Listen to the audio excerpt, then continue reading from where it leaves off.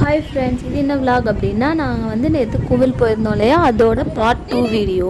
நாங்கள் சாப்பிட்டுட்டு மொட்டை போட்டுட்டு அதுக்கப்புறம் தான் சாமியை பார்க்க போகணுன்னு சொல்லியிருந்தேன். அந்த விலாக் தான். அதுக்கப்புறம் வாங்குறதுக்கு முன்னாடி, சாமியை பார்க்கறதுக்கு முன்னாடி ஒரு அர்ச்சனை தட்டு ஒன்று வாங்கிட்டோம். அர்ச்சனை தட்டு வாங்கிட்டு சாமியை பார்க்க உள்ளே போயாச்சு. லைனில் நின்று போனோம். இந்த டைம் கொஞ்சம் கூட்டம் இல்லாது அப்படின்றதுனால நாங்கள் லைன் கொஞ்சம் ஃப்ரீயாகவே போச்சு. டக்கு டக்குன்னு போயிடுச்சு. ஃபர்ஸ்ட்டாக பார்த்துட்டு நம்ம சாமியை பார்த்துட்டு அம்மனை பார்த்துட்டு கும்பிட்டு தரிசனம் வாங்கிட்டு கொஞ்சம் நேரம் வெளியில் உட்காந்துருந்தோம். எல்லோரும் வெளியில் உட்காந்து ரிலாக்ஸ் பண்ணிகிட்டு இருந்தாங்க.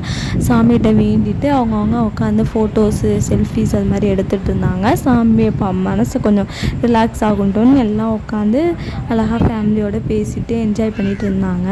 ஹாய் சொல்லனா ஹாய் சொல்ல மாட்டுறாங்க, கொஞ்சம் முறைச்சிட்டு இருந்தா.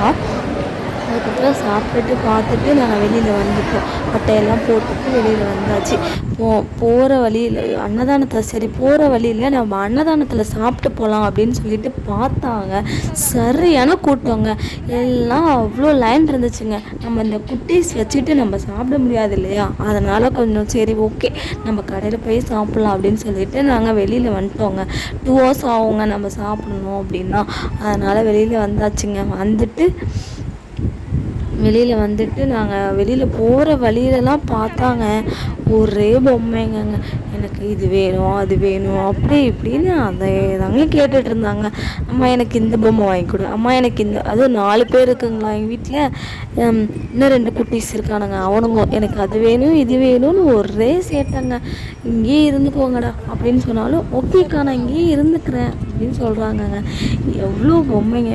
ஸ்நாக்ஸ் கடை, பொறி கடை, பொம்மை கடை, அதுக்கப்புறம் 10 ரூபா கடை, 20 ரூபா கடை அப்படின்னு சொல்லிட்டு நிறைய கடைங்க. அந்த குழந்தைங்கள அட்ராக்ட் பண்ணுற மாதிரி அவ்வளோ ஒரு கடைங்க இருந்துச்சு.